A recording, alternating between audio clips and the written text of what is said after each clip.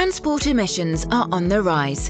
To tackle climate change, we must reduce greenhouse gases in this sector. But we cannot decarbonize transport without advanced biofuels. Unlike the first generation, advanced biofuels don't use food or feed as a resource. In fact, using advanced biofuels from sustainable biomass means cutting CO2 by at least 70% compared to fossil fuels. So why don't we use more? Like all breakthrough technologies, advanced biofuels have high initial costs, and policy uncertainties of the last decade have had a detrimental effect on investments. The new Renewable Energy Directive is going in the right direction, but stronger support is needed to increase the confidence of investors and boost research activities. This is the best way to speed up the use of advanced biofuels and reduce the carbon footprint of transport.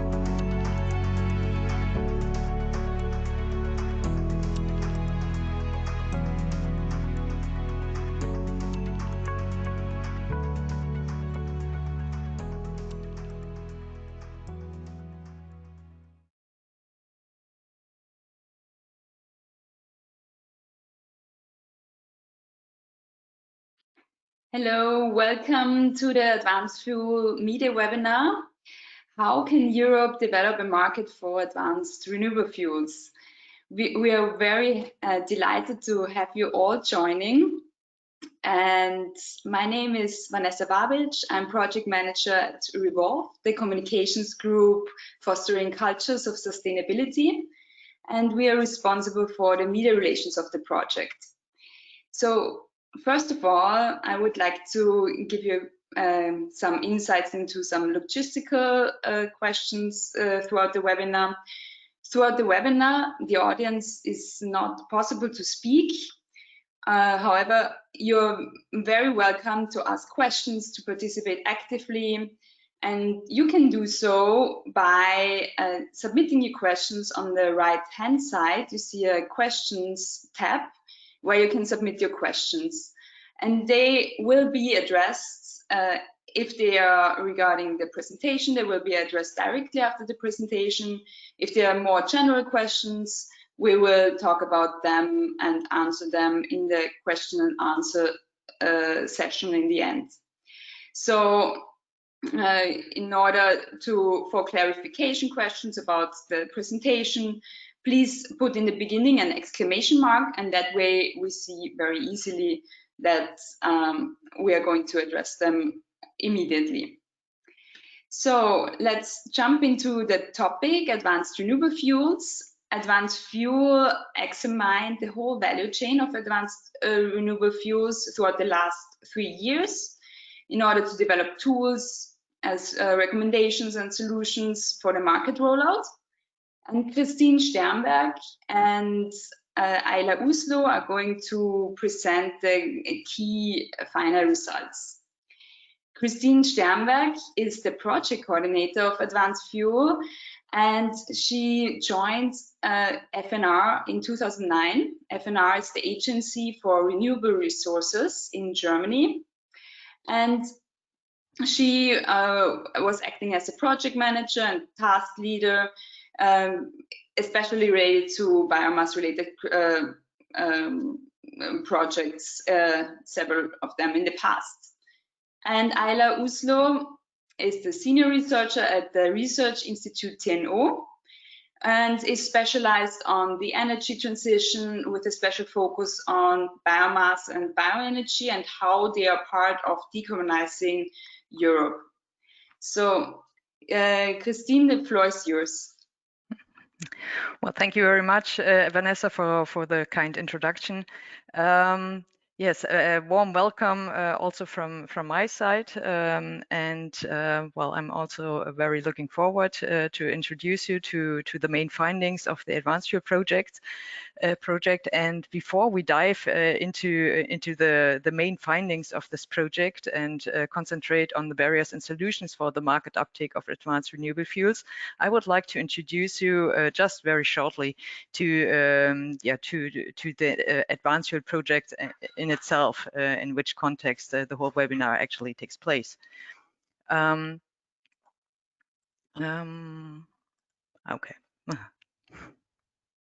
Sorry. It's with a time delay, so excuse this error here. Okay, the Advanced Fuel project. It actually is a coordination and support action which gets funded by the European Research and Innovation Program Horizon 2020. And as Vanessa has already mentioned, we already started our work in 2017, and the project is close to its end, which is in August. And the project assembles 8 partners from 7 different countries, mainly leading research institutions and universities. And the project gets coordinated, as Vanessa already said as well, by FNR, the Agency for Renewable Resources in Germany, which I represent, but with strong support by the Dutch Energy Research Center, formerly ECN, now part of TNO, which is represented by Ayla, who coordinates the scientific work in this project. Good, next slide. So, but what is actually the background of advanced fuel? Well, more or less, this would be the climate change, I'd say, and the mutual, almost global agreement of the necessity to reduce greenhouse gas emissions. And this becomes particularly important for the transport sector because this is actually a sector where the emissions still remain or continue increasing, and so there is an urgent need to find other solutions for this quite challenging, apparently very challenging sector. This can only be done by multiple pathways. This includes increasing efficiency, developing new technologies, electrification of some parts of the transport sector. But this is not possible for all sectors, as you maybe know. Here, advanced renewable fuels become very important and crucial even for short and medium-term solutions. This is true for particularly the shipping, the aviation and heavy-duty vehicle sector, because electrification in these sectors is not possible or very or can only be hardly achieved. As the use and production of advanced renewable fuels is still very low, it was a decision by the European Union to actually initiate such a project as Advanced Fuel is to support the commercialization of renewable transport fuels. So that would be the background of the Advanced Fuel project. To be a bit more precise, next slide.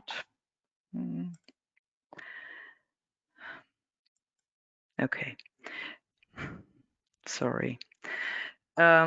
Okay, this graph shows you very roughly the project scope. We are actually concentrating on liquid advanced biofuels, which are based on lignocellulosic feedstocks, but also on alternative liquid renewable fuels, which use or are produced from renewable hydrogen or carbon dioxide streams.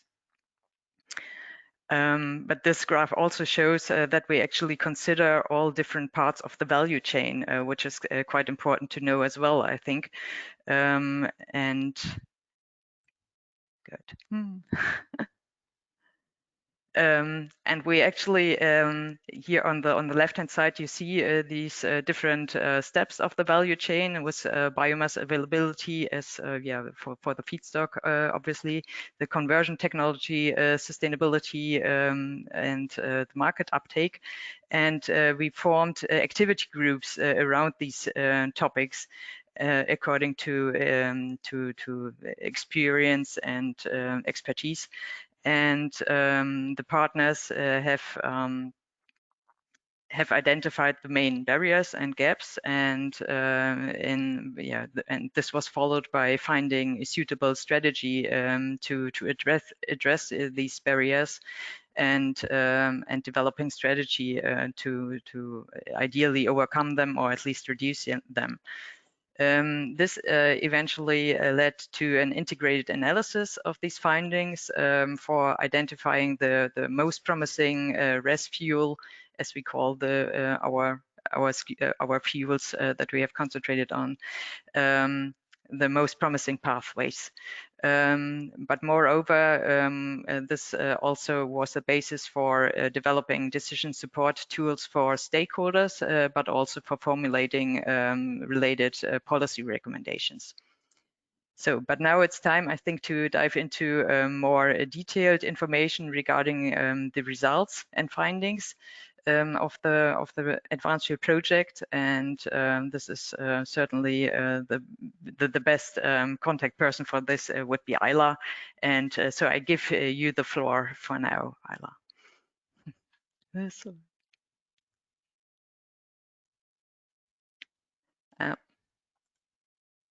Now, Ayla? Yeah, excuse me, I forgot to unmute myself and I opened my camera.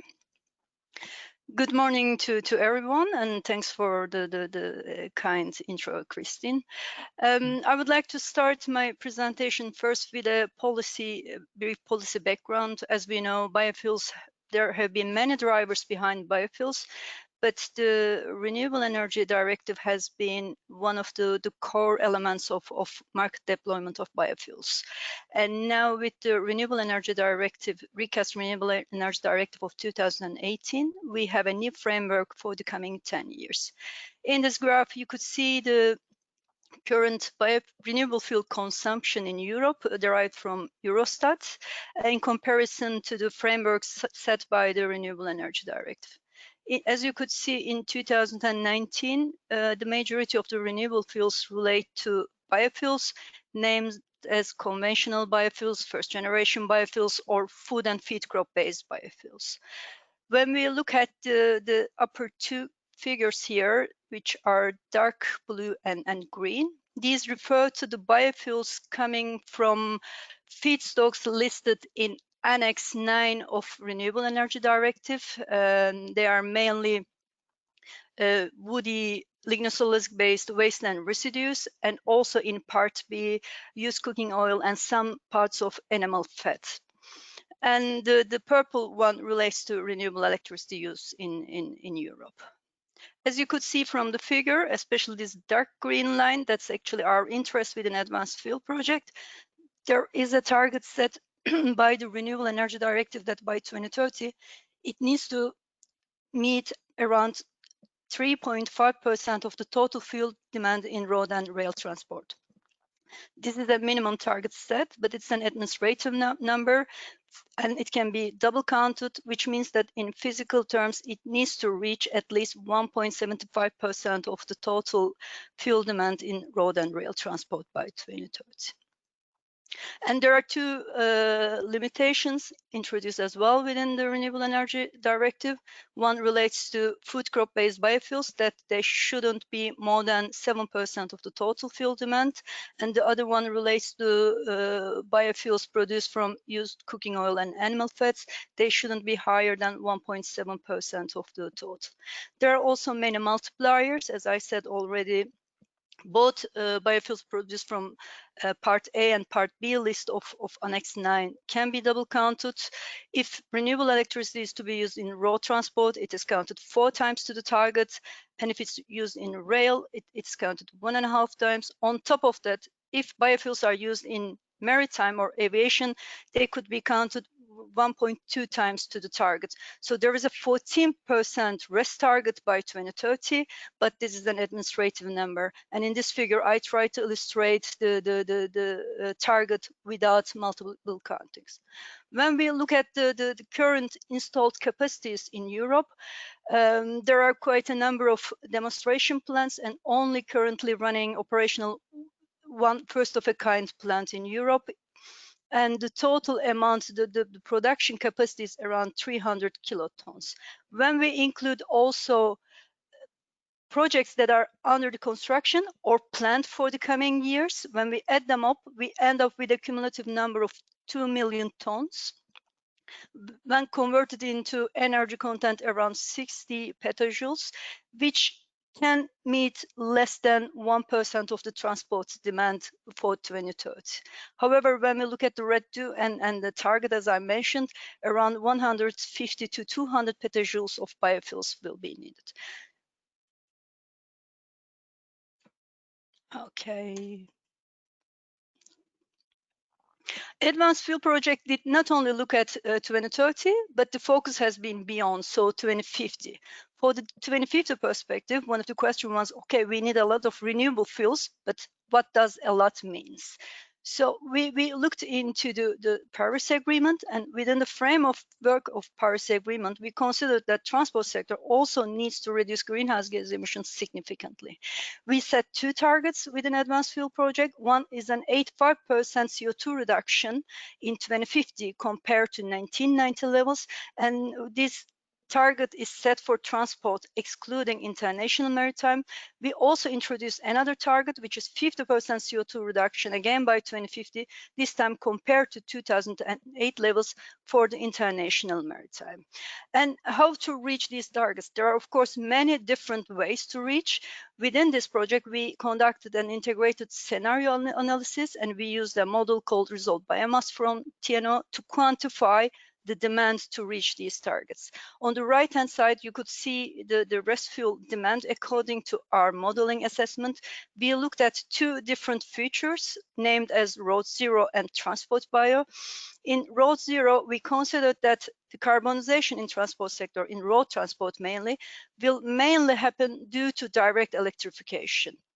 And the purple color in this graph represents direct electrification, which is around more than actually 95% of the road transport needs to be from battery electric vehicles. The right side of the bars represent Transport Bio, which is a future where biofuels will play the major role, which means that the technology development will be significant. Cost reductions can be achieved in this scenario.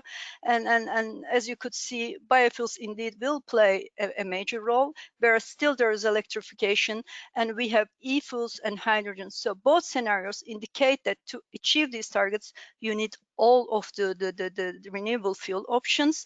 And with the biofuels, one aspect very important to mention is that in Road Zero, when the biofuels deployment is slow, the progress is slow, then you need other type of renewable fuels, which are much more expensive. In this case, as you could see on the higher part, the e-fuels.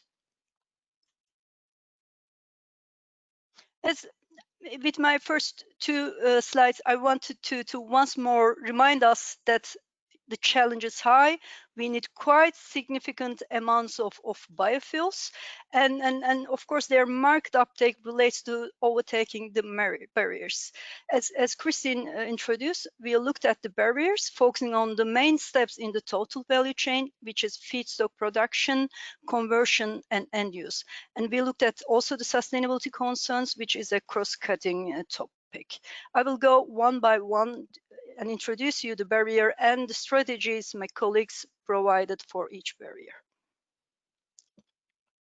Within feedstock supply, we have identified quite a number of barriers, and we discussed it with the stakeholders and requested them to help us prioritize those barriers. And according to the priority, the high cost of feedstocks appeared to be one of the most significant barrier for their market uptake. In fact, feedstock costs correspond to around 20 to 40% of advanced biofuel production costs. Therefore, any reduction in feedstock costs will be needed.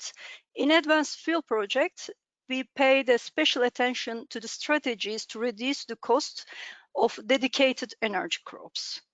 My colleagues looked into the dedicated cropping systems and defined the strategies. According to the research they have conducted, the site-specific innovations and the learning effects have the potential to increase yields of lignocellulosic feedstocks, so reduce the production costs. One case, for instance, mentioned is that irrigation of short rotation copies with wastewater can increase yields by 25 to 30%.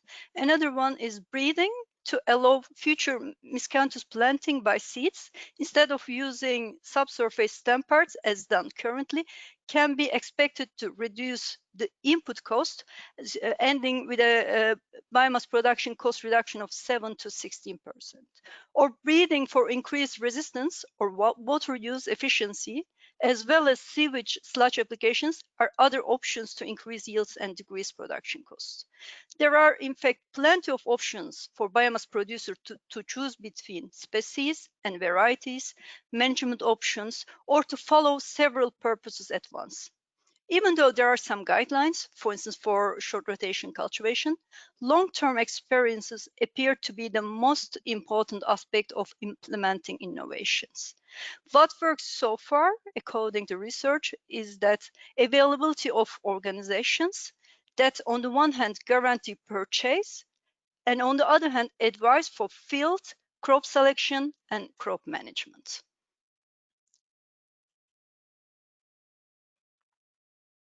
Another focus within the feedstock supply has aimed at addressing the barrier related to lack of clarity about environmental constraints and land availability. In addressing this barrier, my colleagues looked into the use of marginal lands in Europe to produce dedicated energy crops as a way to minimize competition for land and other negative environmental impacts. Marginal lands in this study refers to land on which cost-effective food and feed production is not possible. My colleagues conducted a specially explicit approach to assess the current and future availability of marginal lands in Europe. Land availability was mapped based on land marginality, and on top of that, restrictions related to the sustainability criteria in RED 2 were implemented. Once the available area is determined, crop-specific biomass potentials were calculated, considering the specificities of the biophysical conditions. In this graph, you could see the results, the biomass potential, dedicated biomass cropping potential in Europe. All the colors other than pink indicate potentials where all available land is allocated to one type of crop, whereas the pink color in this graph indicates an allocation of biomass with the highest potential biomass yield. As you could see, the results are quite significant when the right crops are produced, cultivated in the right land. And it reaches up to 1,600 petajoules in 2050. To put it into first perspective, when we look at the overall potential assessments in Europe, it consists of around 10% of the total potential. Conversion to biofuels, the second stage, which is one of the significant stages in biofuel production. And not surprisingly, in this one as well, the stakeholders indicated that high upfront costs, CAPEX costs, are the main criteria related to that absence of dedicated policy support and access to project finance. And on top of that, of course, concerns on the stability and security of the industry is considered to be very important. Within this study, CAPEX reduction has been assessed through learning. My colleagues applied the multi-component learning approach where the learning curve theory was applied. Actually, the learning curve theory of CAPEX reduction is based on parameters mainly related to cumulative annual growth rate of the technology and the learning rates of different components within the conversion technology. In this figure, you could see that in the initial stage, the end plant cumulative installed capacities are considered to be around 100 to 200 megawatts. Once they are increased by hundreds of gigawatts, there is a possibility to have a capex reduction of up to 40 to 50%. However, it is important to highlight that this amount is better considered as the ambitious upper limit of what can be expected in capex reduction, as the installed capacity is assumed very high. Next to capex reduction through learning, another way is using the existing infrastructure and integration of advanced biofuels into the existing infrastructure. Two examples to that are, one is coal power plant sites that can be used for constructing, for instance, bio-oil units. Another one is the use of existing refineries, for instance, in case of pyrolysis oil, co-processing them in the existing refineries would reduce both capex and opex costs.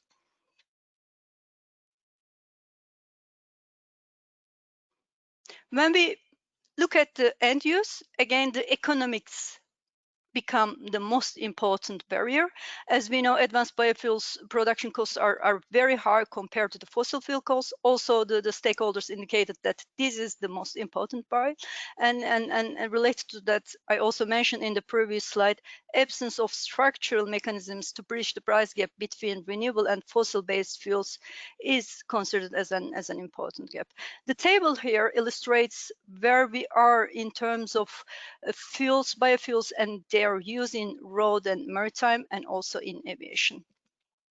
Biomethane or biogas, and biogas actually, they are commercially available and they are used, for instance, biogas in buses, biomethane in marine. However, they in the form of bio-LNG and CNG. However, they require moderate infrastructure needs, and you need vehicles that can run on LNG.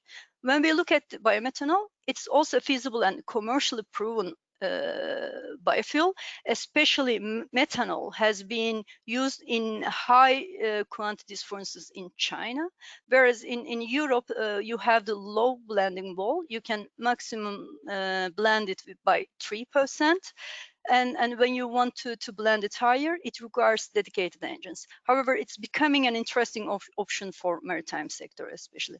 Biodiesel, a diesel-like biofuel, it is technically feasible. However, it as well requires a dedicated vehicle engine. The vehicles need to be updated so that biodiesel can be injected, and you need infrastructure.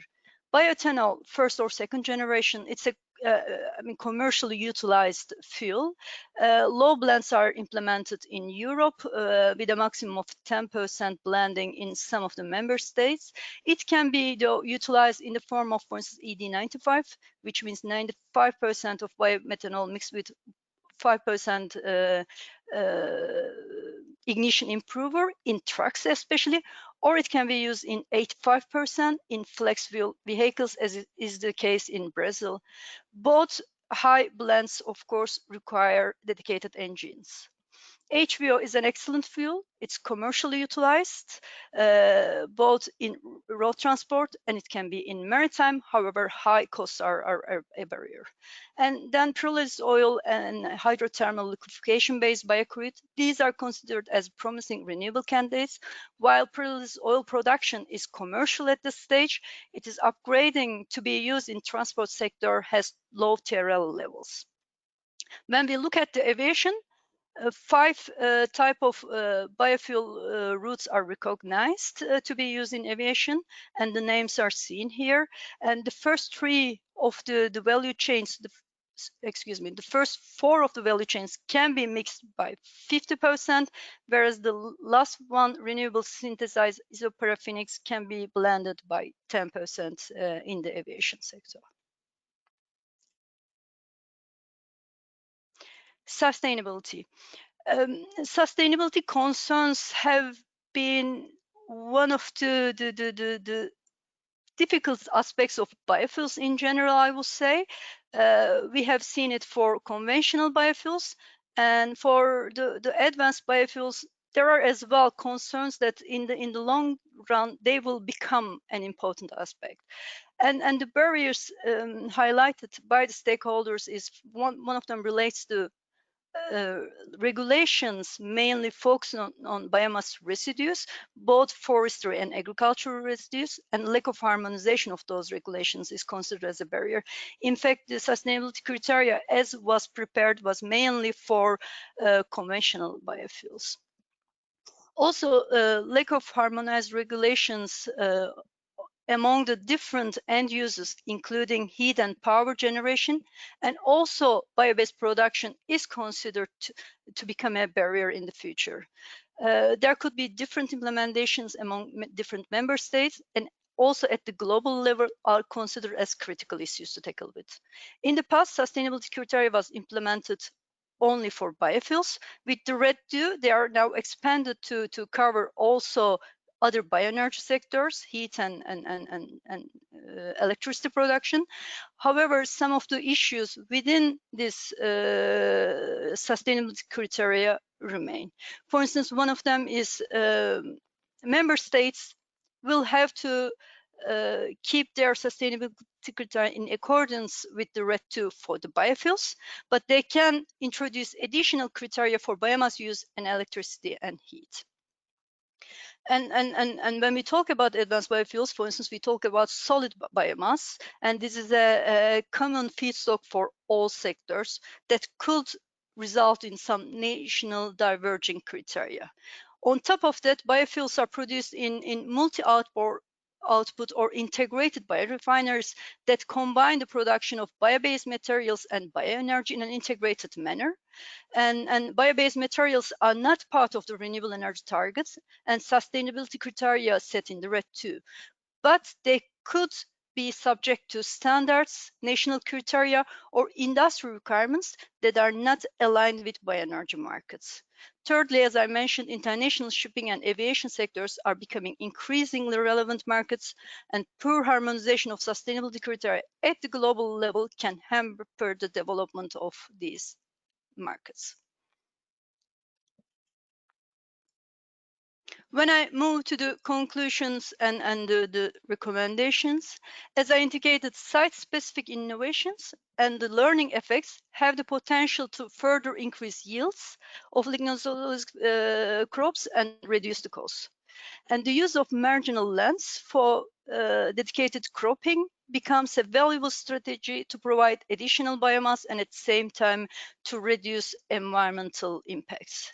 However, availability of data on cropping area in Europe and also on the achievable yields become an important aspect in decision making. The sustainability biomass feedstocks are, according to our study, sufficiently present in Europe. However, their mobilization remains a challenge. And the way to overcome this challenge is that rural land use planning must be combined with incentives to produce biomass.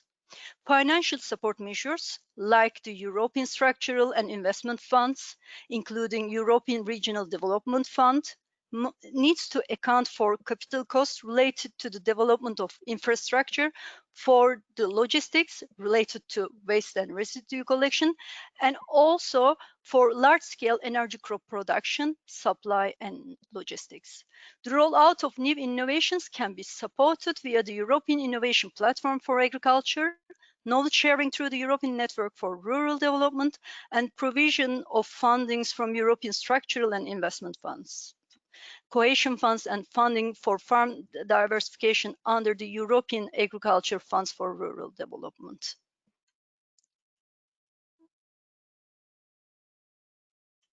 Okay. For the conversion state, it is obvious that in the short to medium term, the gap between advanced biofuel production and fossil fuels will stay and cannot be bridged by only technical improvements.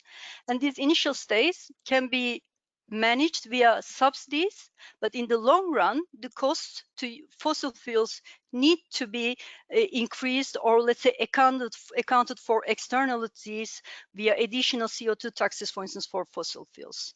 For the short time, tailored financing mechanisms, it can be in the form of premiums, feed-in tariffs, or CO2 taxes, are necessary to develop a secure framework to reduce capital investment and uncertainty of production costs.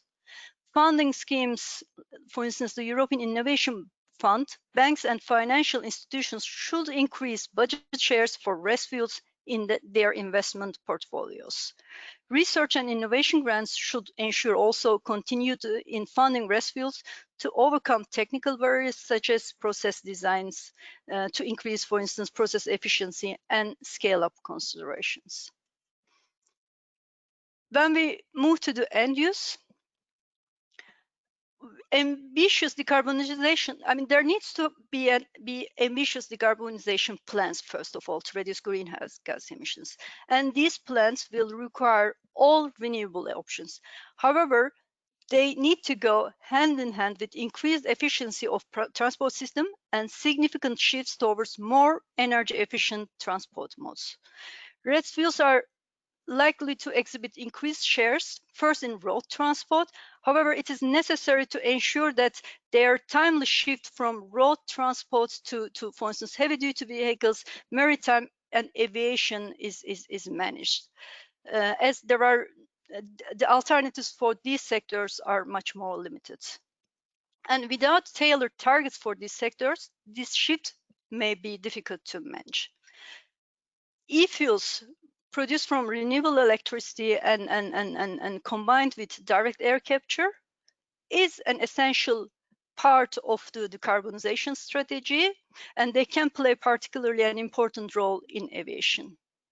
Biomass to liquid fuels such as Fischer-Tropsch liquids, biofuels from pyrolysis co-processing, bio-LNG, bio-DME needs to be deployed before 2030 to ensure that fossil diesel substitutes are in place to meet the targets. And any delays in their market introduction can have very significant consequences for the long term, for the 2050 greenhouse gas emission reductions. Having said that, I would like to thank you all on behalf of the ADVANCEFUEL team. Thank you very much, Ayla and Kristin, for these interesting insights into the key results and possible next steps. So currently we got a couple of questions that are more on a general basis that we will address later. So in order to demonstrate and showcase the advanced fuel value chain, ADVANCEFUEL developed a visual journey where everyone and you can explore the advanced fuel value chain via photos, via graphics. And I'm going to show you this visual journey. It is, as you perhaps know, there's a lack of photos available about advanced renewable fuels, and especially there's no compilation of photos that showcase the whole value chain. And that's why ADVANCEFUEL developed this tool. As you see here, it is accessible via the ADVANCEFUEL website. You click on the visual journey and land on this page. Here, it is possible to find out why advanced fuels are crucial to the energy mix and what are advanced renewable fuels. For example, it is very interesting to show how are advanced renewable fuels different to the conventional biofuels. So many people think that biofuels are not sustainable. But advanced renewable fuels sustainability criteria play an essential role, and trust and transparency are key for the market uptake of advanced renewable fuels. Another belief of biofuels is that the pressure on land use change increases that biofuels compete with food. This is not the case. It is for advanced biofuels. Advanced biofuels, they indicate a very low risk on causing indirect land use change, and use, for example, marginal land to plant the crops. Marginal land that does not allow to grow food or other crops. And also advanced, there's always coming the question of, isn't there a better solution than advanced renewable fuels? However, advanced biofuels are amongst the most promising options for sectors like aviation and shipping to decarbonize. And walking along this journey, it is also possible to explore deeper the advanced fuel value chain. So all these interesting key results that Ayla presented right now, you can see and get some insights into that with the support of some graphic visualization. For example, this interactive key graphic, here you can see on one side all the barriers and the recommendations, a summary of that, of course, by hovering over the barrier symbol. For example, for sustainability criteria, you see here lack of harmonized solutions. The recommendation is to develop a consistent sustainability criteria and certification. In that way, you can walk along the renewable value chain until end use and explore the barriers and solutions. And for more information, you can click on this info button that leads to the advanced fuel fact sheets, where you can get more in-depth information about the barriers and solutions and the whole value chain. So when you scroll down, it is possible to get more in-depth information about the steps like sustainability, feedstock, and you can always get more information by the info button. And we also recommend to visit the gallery. When you click on this button, you get directly to the gallery, where you can find a compilation of photos from where you can look behind the scenes. How does it really look like about the topics that we right now heard about? Very, very interesting facts. How does it look like in fact, for example, regarding feedstock? How does marginal land look like, for example, here? Or which type of crops are relevant for advanced renewable fuels, like giant reeds or miscanthus? And it is also interesting to see like how people actually work with that in measuring the switchgrass, how miscanthus looks like in the breeding stage, and also interesting innovations related to feedstock generation, like crop rotation. And the same, you can also see how examples for refineries at the conversion level, and of course end use. Yeah, how do we actually use biofuels, for example, at the roads, on aviation, some examples and some brief background information, as well as shipping. And it also showcases the best practice example, sunliquid by Clariant, and we are going to hear shortly more about that. So you see here a very interesting compilation of photos from the feedstock, from straw, how it is shredded, going through the production process until the end product of advanced renewable fuel. So I'm sending you the link to this journey to the chat, and So regarding and feel free to explore this tool and go on this journey. And now it's time to move towards. Now it's time to hear more about the best practice example by Clariant. So, hello. The sunliquid technology is an innovative technology that is producing advanced biofuels from agricultural residues.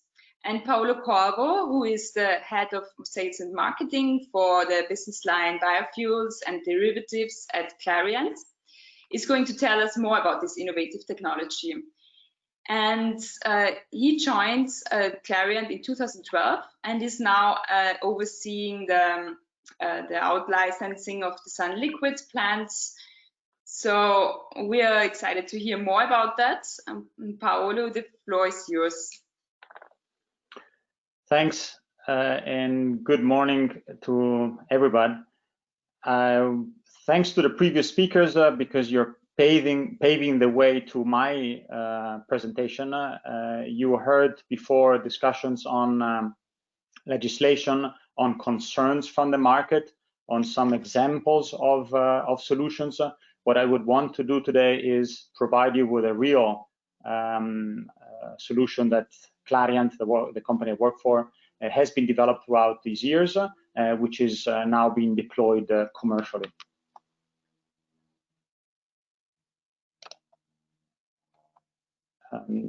I would like to step to the next slide, but I don't see the control.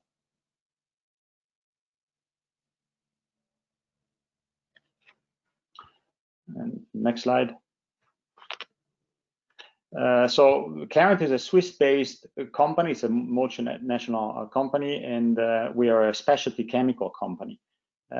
What we do is we contribute to value creation with innovative and sustainable solutions to our clients. We have over 5 billion Swiss francs sales last year. We are over 17,000 employees worldwide, and we have 3 core business areas. If you give me slide control, then I can switch directly to the next slide. Paolo, you have the slide control. If you click in the box, it should change the slides.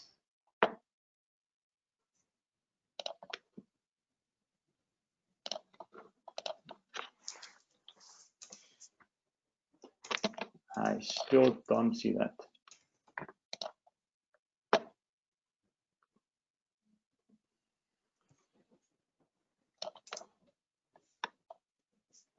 Okay, next slide. So I told you 3 main business areas, business lines. First is care chemicals. This is where we provide products in industrial applications, some base products, and also food ingredients. We have also natural resources.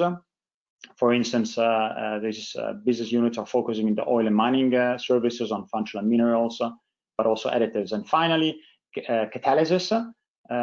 This is providing not only chemical-based catalysts to the industry, but also bio-based catalysts. And this is where the business line I work for, which is a business line biofuels and derivatives, is active. So I will dig further into that. Next. What is of key importance is that Clariant invests a substantial amount of money on innovation and R&D. As you can see, more than 3% of annual sales are spent in R&D. This means that a broad range of patents and scientific collaborations are brought to the market, which is also enabling more than 1,000 people in the R&D to focus also on advanced technologies. We have 8 R&D centers worldwide, and one of these is the Munich-based R&D center, where we have been developing our sunliquid technology.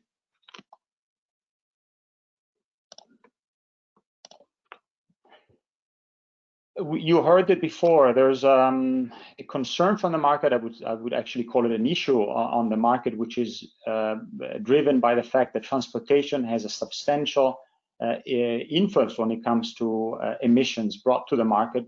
Roughly a third of total emissions, greenhouse gas emissions, are actually coming from transportation. So this is something that needs to be tackled very seriously. There are different technologies that can tackle this issue. We are deploying a technology that is focusing into providing an advanced biofuel liquid to the market, more specifically an advanced lignocellulosic ethanol. This is not the only technology solution, but we believe that it's one of the best one, and certainly now that can be deployed for the following reasons. Next slide. So highlights on why we believe that this is lignocellulosic ethanol is the ideal candidate for this immediate improvement on this concern from the market. So first of all, it can reach carbon negative greenhouse gas savings.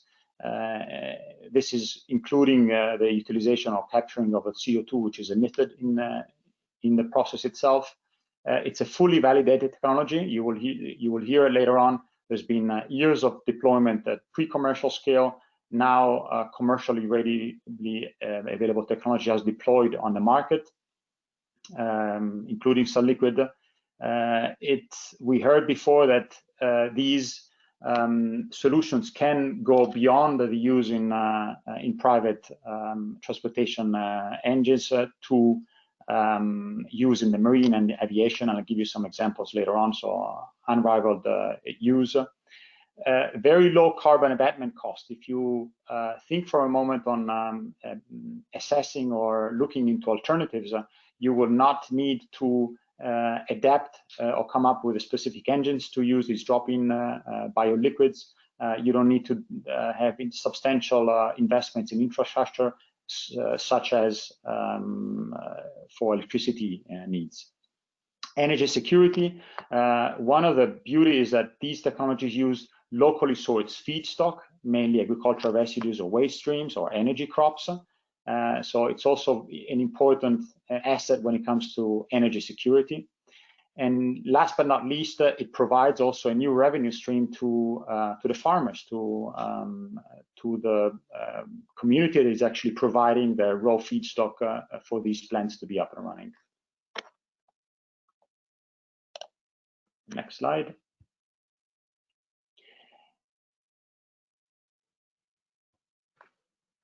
When it comes to legislation, we heard it before, so I will try to be brief.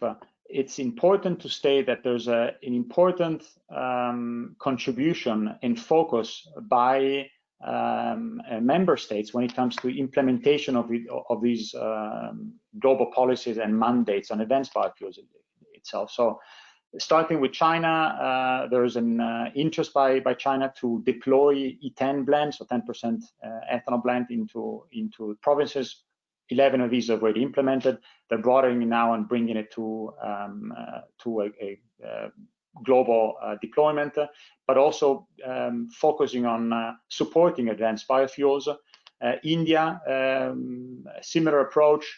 They want to promote the use of and production of locally sourced advanced biofuels using feedstock and providing also subsidies on this. So they required a mandate on 12 lignocellulosic ethanol plants to be up and running by 2022. Southeast Asia, a big producer of mainly biodiesel. They're also shifting and going into higher blends and also focusing into advanced biofuels. I would say the Americas in general, with a focus in California and also Brazil, have been always very prominent in supporting these technologies. There are already in Brazil, for instance, two commercial plants up and running and producing these biofuels. And finally, Europe, which is among the front runners, that has created a very clear framework with Renewable Energy Directive 2 to pave the use of advanced biofuels by 2030 by 3.5% minimum target. Next. So you've seen some of these numbers already, so I want to go quick into this, but focus really on NX feedstock. So you see the bar on the left. There's a minimum target, which is actually the only minimum target set in the Renewable Energy Directive 2, which also sets the ambition level of Europe. They want to focus on increasing use of advanced biofuels under this target, so minimum 3.5% by 2030, which also means that by mid of next year, member states will need to implement the Renewable Energy Directive, and by 2022, this minimum target kicks in with a 0.1%. These are the feedstock that would fall under this advanced biofuel mandate are, or some of the feedstocks are the one that are listed in the middle, so NX9A part, and straw, bagasse, nutshells, corn cobs, and other lignocellulosic material are all type of feedstocks that can be converted and have been converted by sunliquid, by our technology. While part B, which is a separate target, which is a max, so it has a cap on the percentage. It's a 1.7%. These are different type of feedstocks. These are mainly used cooking oil and animal fats, which use mature technology. So, for instance, HVO or biodiesel that uses this feedstock, that would be the basket that falls under the NX9B.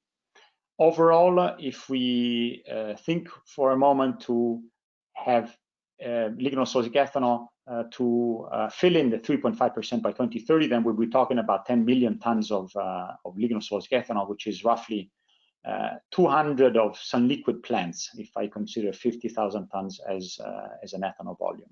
Next.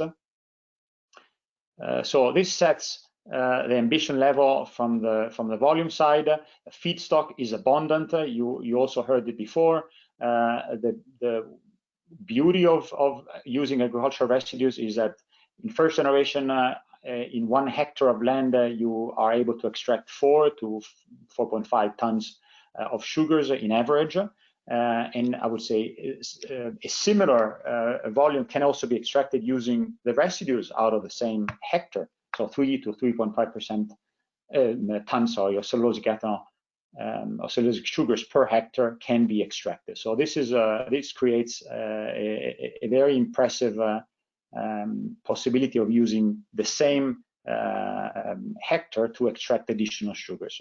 And on the right are just some examples of feedstocks already been tested by sunliquid. Next. When it comes to feedstock availability, this is certainly no issue in Europe. There's abundance of feedstock in different regions. I would say that this is certainly not a concern. What needs to be done is how to collect the feedstock and how to best being able to extract as many sugars as possible from the residue itself. Next. So let's go down deeply into the solution that Clariant provides to the market, which is sunliquid. It's 4 main steps. I'll walk you through this. We mainly use wheat straw, barley straw, corn stover, bagasse bales, and these are straw bales. We first use a chemical-free pretreatment. This enables us to adapt or work with steam and time on the fiber, disrupt the fibers, and make it available for integrated enzyme production to extract the sugars. We're talking C5 and C6 sugars out of these fibers. These enzymes are fully produced, integrated in the system. They actually use the same carbon source of the feedstock to be produced and are feedstock specific. And this enables you not only to cut on costs, but also to extract as many sugars as possible out of these fibers.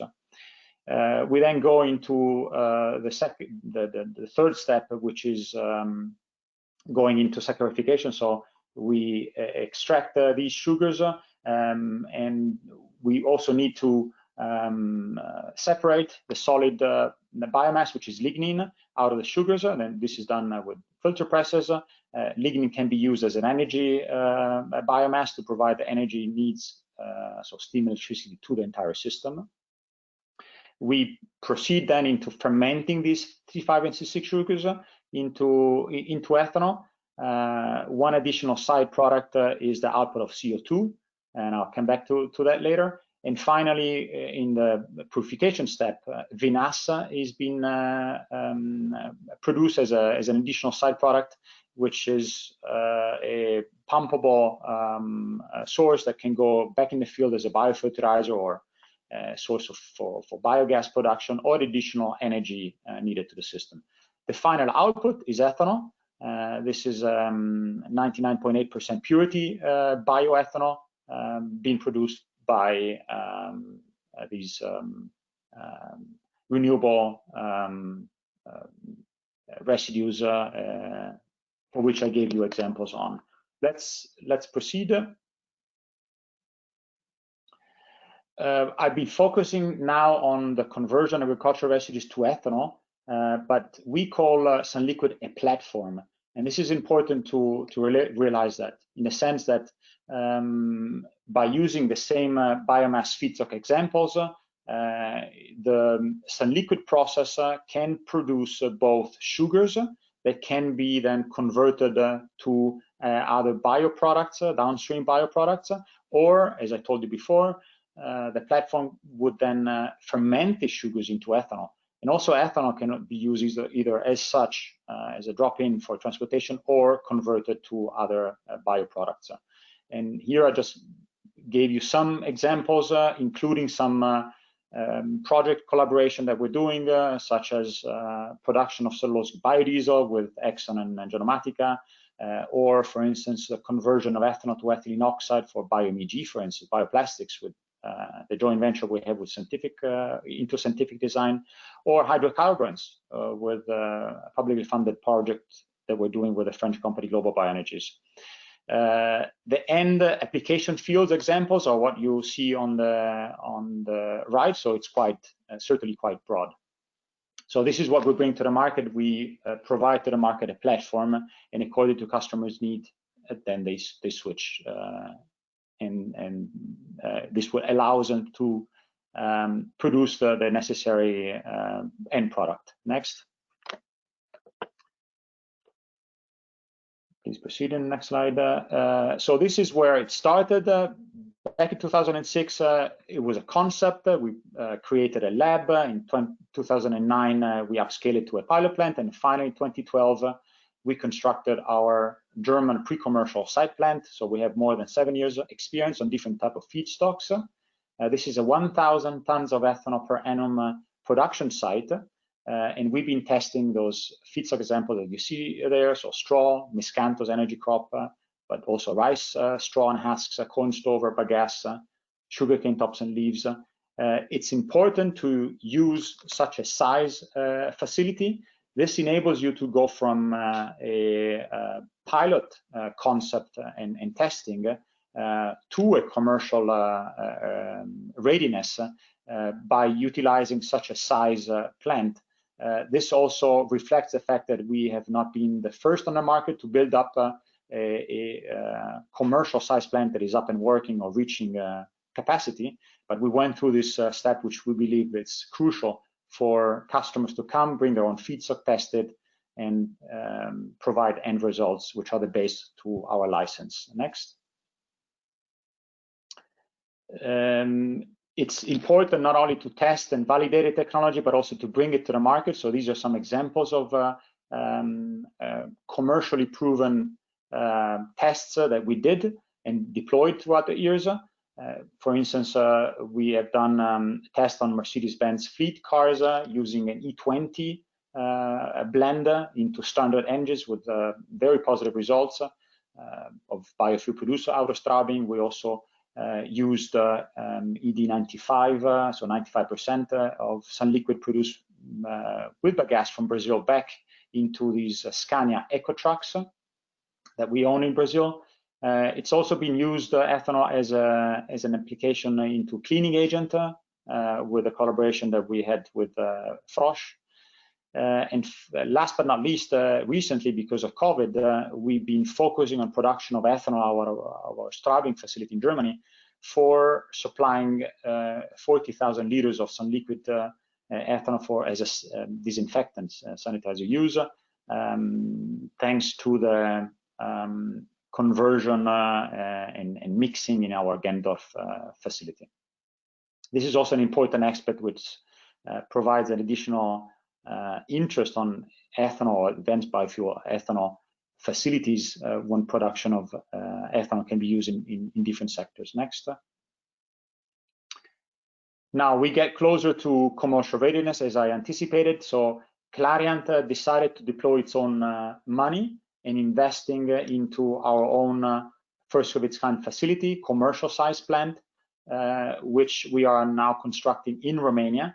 So this is an investment solely by Clariant. It's over 100 million euros, with additional money coming from European funds. It creates substantial job, not only now in construction, but also once it would be up and running. This will be used as a training facility for our customers. I told you before that we invite, as we speak, our customers to Germany in our pre-commercial plant for training, but this plant will also be our flagship for training customers, employees in commercial size plants.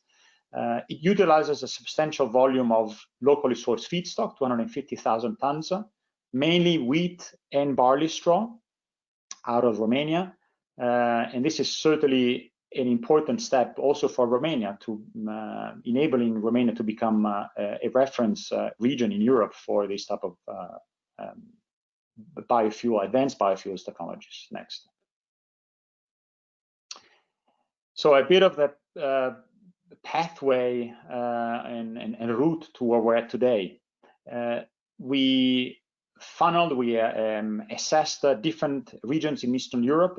We finally come and focus in Romania.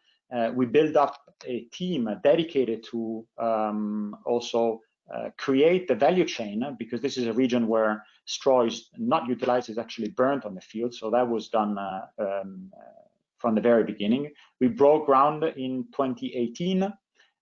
We started to harvest straw from the region. So starting small with 3,000 tons, going big last year, 20,000 and upwards. This enables us to interact with the farmers with which we have contracts to test the feedstock from Romania back in Germany, but also to store some of this feedstock for the startup and also do some training. We're ISSC certified, and as we speak, we are into construction. We are expecting to complete construction by next year and thereafter start up and production. Next. So I wanted to bring a bird view on what we're doing in Romania. So this is a video that was taken some days ago. So if you can please play the video.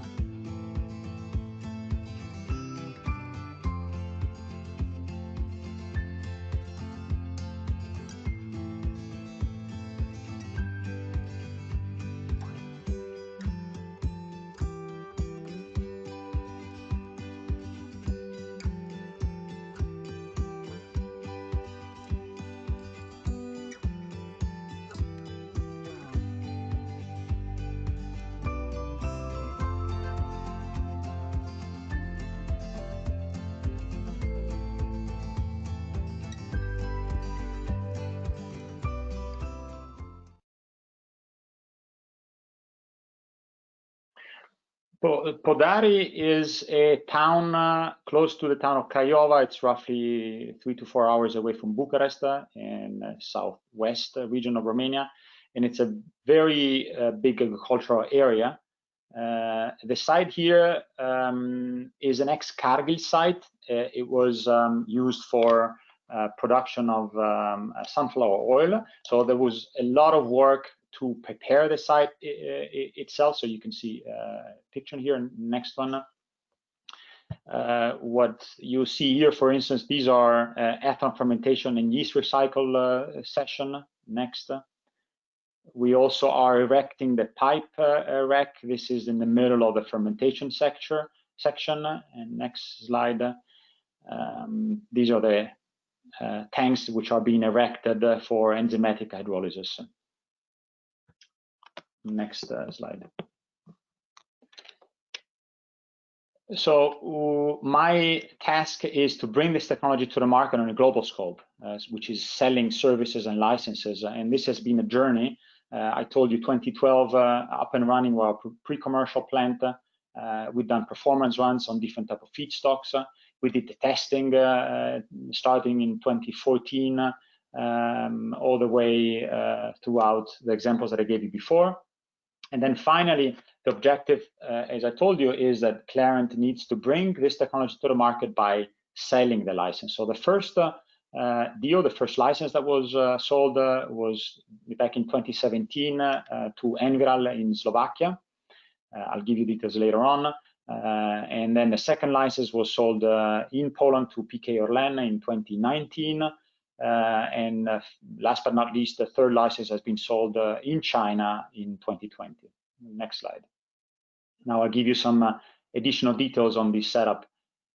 While I walk through the different examples, I think it's important to keep in mind that the fact that we're building a 50,000 tons ethanol plant in Romania on a greenfield scenario, the fact that we have sold the license to Enviral, which is a first generation ethanol and biodiesel provider, it's an additional 50,000 tons, which will be integrated to an existing first generation ethanol facility. And last but not least, the second license sold to PK Orlen, which is a mineral player in Poland, also enabling us to integrate from the energy side into an existing asset, is providing us a portfolio experience to adapt our package, our technology, also to existing assets. So really going from a greenfield to make best use of existing assets in customers' interest. And the last slide, the last license sold, next slide, is in China. This has been recently sold to Guozheng and Chemtex. This will also be a 50,000 tons ethanol facility with the option to double its capacity, making use of wheat straw and corn stover sourced locally. Next slide. Now we are getting closer to conclusion. Next. So summarizing, you remember I started from a concern. So we both have the Paris Agreement in place. We also have a climate neutral aim and requirement by Europe by 2050, which are necessary on one side to address concerns, but on the other side, these, especially the climate neutral focus by Europe by 2050, this gives also an interesting pathway to companies to reach those targets and to implement sustainable solutions in their strategies. And you've seen these also strategies being taken very seriously by, for instance, oil majors, who are the mandated parties. So sustainable energy solutions are a key strategic topic. There's different solutions. We believe that lignocellulosic ethanol with our technology is certainly the key solution to provide now, as we speak, a solution that addresses these requirements with multiple countless benefits. So what I would want to communicate to you is that I would be happy to be addressed with questions or individually. You have my contacts, and happy to engage and support you in this journey with our sunliquid technology. Thanks, everybody. Thank you very much for this interesting presentation. We got a couple of questions. So for you, Paolo, one question is, what makes Clariant's case successful compared to other market players, and which measure have been implemented to cut production costs since you started working at Clariant? Yeah, thanks for these questions. It's a valid point. In fact, I said that Clariant's liquid technology has not been the first to be deployed on the market when it comes to commercial size plants. We always believed that we had to take this in a very diligent way and do a step-by-step approach, starting small from a concept idea, working on the lab, upscale it to a pilot facility, and then have enough years of experience on a pre-commercial plant, which is what we're doing in Straubing. The difference is that we scaled down this facility from a commercial sized plant, and we have been facing throughout these years all the problems that some of the others technology providers have been facing, but at a different scale. There are some plants in the US that unfortunately had to face these problems, but were not finding solutions at big commercial scale. We believe that 1,000 tons of ethanol per annum is the right size that enables you to build up your experience and address solutions to issues. So only this step, in between step, enables you to cut down on any upscale risk. Other advantages, I highlighted the fact that we use a completely chemical-free pretreatment step. We are the only company that has been providing and creating enzymes and microorganisms fully integrated in our process. This is a key element when it comes to reducing costs in an overall production cost. I would add the question on why do we believe that also this plant in Romania would be successful? Well, it was key to focus a region, an area where not only feedstock was abundant, but was also at the right value, establishing a local team to work directly with the farmers and find best ways to contract and secure feedstock. And building up this experience is key. And the good thing is that these learning that we did directly are now brought to the market, so we can assist others to learn from our mistakes on one side, but also solutions found. Yeah, it's very interesting, and especially what you say, that feedstock is available abundantly, and it's a matter of accessing that. And yeah, another question that came in is, by when do you expect that the technology is commercialized? Yes, the Romanian plant is being erected as we speak, as I showed in both in the video and in one of the slides. We have been able to continuously work on construction despite COVID. We are expecting to complete the construction by next year, and thereafter going into startup and production, which is basically meeting the Renewable Energy Directive 2 requirements on advanced biofuels. Okay, interesting. Yeah. The next question is still on scaling up. I think it is also interesting to discuss that already in a panel. If Kristin and Ayla wants to join. The question is, how can the technology readiness level of advanced biofuels be scaled from demonstration to commercial? What are the conditions for that? Vanessa, I would recommend that this question is addressed by my colleague who has done the work instead of myself. So I will ask Stavros to address this question. I think he will do it better than I do. Your sound is off, Stavros. Yeah, sorry. Now it's better? Yeah. Yeah, all right. So I think some of the factors were actually mentioned by Paolo. So if we're talking about early stage development, then it needs severe funding for the R&D stage. But if we're talking about technologies that have already reached the demonstration plants or a pre-commercial plant, like Paolo mentioned, then going from the demonstration plant to the actual full-size commercial plant, you are not expecting huge improvement in the technical side, in the technical part, because most of the problems have been solved in the demonstration scale.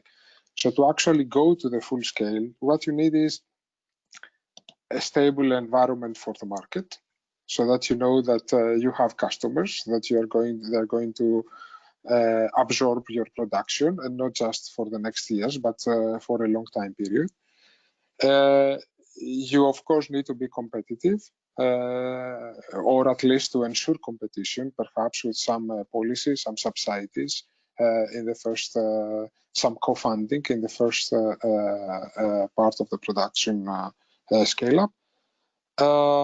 You need to find the right scale. Already Paolo mentioned that for the methanol plant is around 50, the plan is now, I understood, around 50,000 tons per year, but in future plans he foresees that it should go to 100,000 tons per year, or even more. The same goes for every biofuel process. You have to find the right scale, which is usually one or two orders of magnitude higher, between 1 or 2 orders of magnitude higher compared to the demonstration scale. So this means that you ensure feedstock. So you need to ensure these let's say surrounding conditions, and it's not a matter of so much fixing technical things from going from the demonstration scale to the full scale plan. So investment is needed. Yeah, sure. May I just add one example? Because this question comes from our prospects, from our customers itself, and we believe that the best way to address these questions, and I don't want to call them concerns, but questions on upscaling, and is the technology working, is when we invite our customers to bring their own feedstock from the site that I've chosen to build up these facilities on. They bring it to Germany, to Straubing.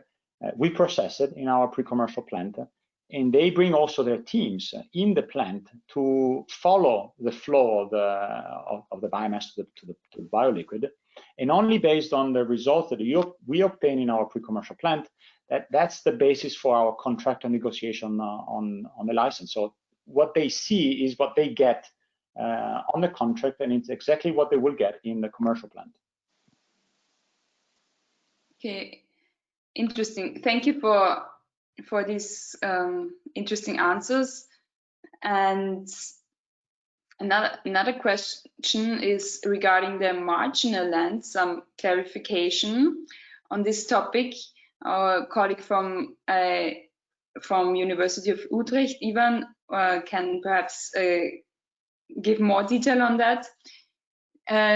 It was not well understood, the slide about marginal lands. Would it be possible to explain the concept of marginal lands again? And another question that is also related to this feedstock topic is, yeah, wood chip residues seem to provide a great, interesting solution. And if it's possible to have the wood chip residues as feedstock. Good morning to everyone. So I want to start answering the first question, that is a clarification question about what the pink bar means. So when we did the study, we first estimated available land for the different points in time, as you can see in the graph. And first we allocated all the available land to one crop. So that's the other color bars you can see. And then we allocated the highest yield regardless of which crop you could obtain on each specific location, and that's the pink bar. So the pink bar is all these highest yields per location added up together, and it's a combination of all crops. That is the first clarification question that I wanted to answer. And then coming to your question about if residues from forests or chips can be used for producing advanced fuels.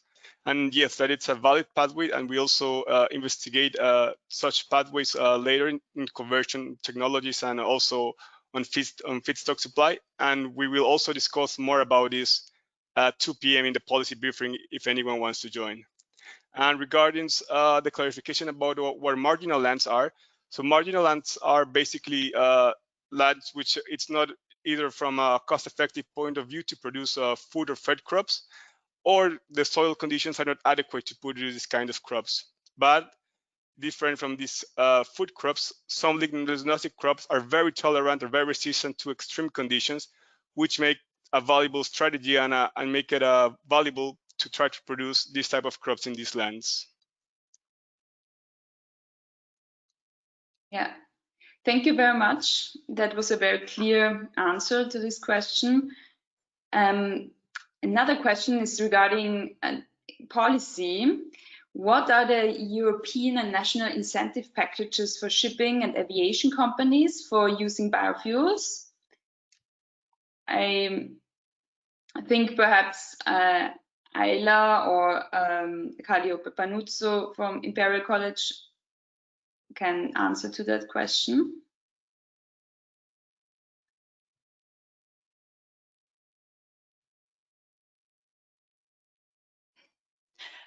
I mean, to my knowledge, biofuels are incentivized through obligations, and so far it has been in Europe on road and rail transport.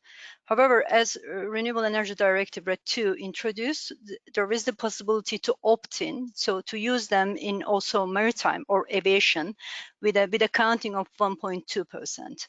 That has been the main policy instrument implemented in some of the member states, for instance, in the Netherlands.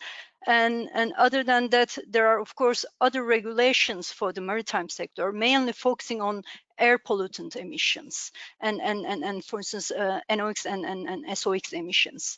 And to achieve those emission targets, biofuels is an option, a good option, because it's low in those emissions. However, it's not a direct incentive for maritime sector. Interesting. Yeah, Yuri.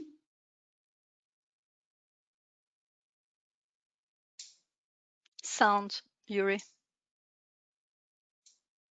I think your microphone is not on.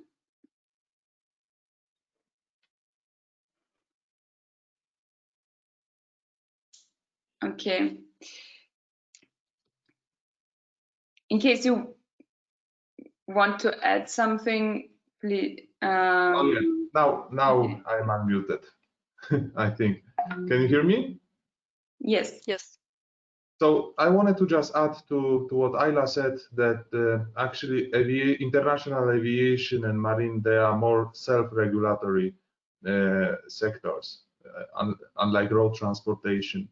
So, for example, in aviation, the International Civil Aviation Organization, ICAO, introduced CORSIA, so carbon offset scheme for international aviation, where they set the targets for example, carbon neutral growth and reductions, so carbon caps.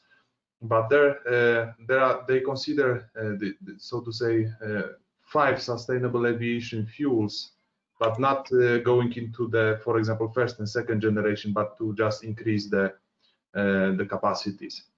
And then on marine side,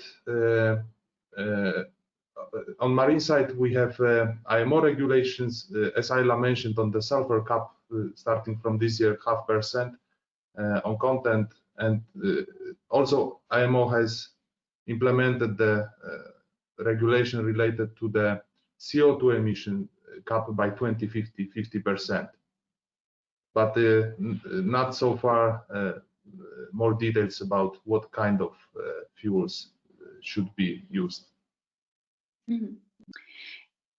Interesting, thank you.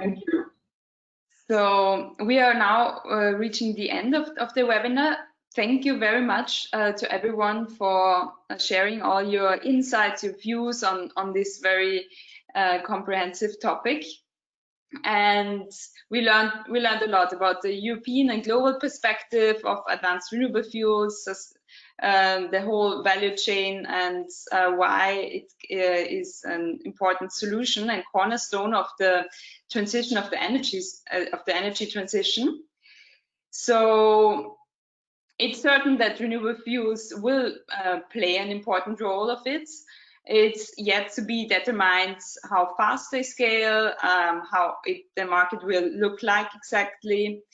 And at this point, I would like to thank you again to all the participants that joined, to all the speakers and your great views and sharings.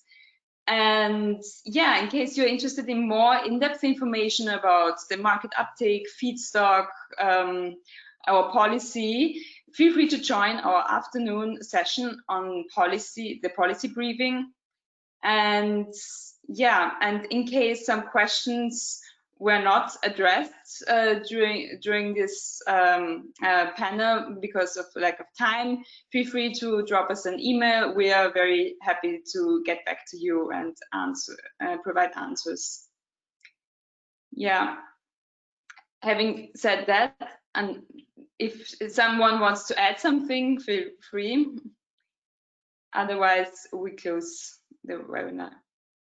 Okay, of course, I would also say thank you to our audience and also the interesting questions. And you don't have to drop additional, well, you can, of course, drop additional questions, but the ones that you have written down already, I know that we haven't had the time to address all of them, but they are saved, and we try to get back to you in time. Do you actually hear me all right? Yeah, and besides that, Vanessa has already mentioned there will be another chance to follow some of our key messages this afternoon, and also during the UBCE. And yeah, well, but thank you for now, and goodbye. Thanks from my side as well, both to the organizers and to the people that have found time to listen to us. As already anticipated, I'm more than happy to follow up should you have any questions, and to everybody, stay safe. Thank you. Okay. Thank you. Thank you. Bye. Have a great day. Bye. Bye.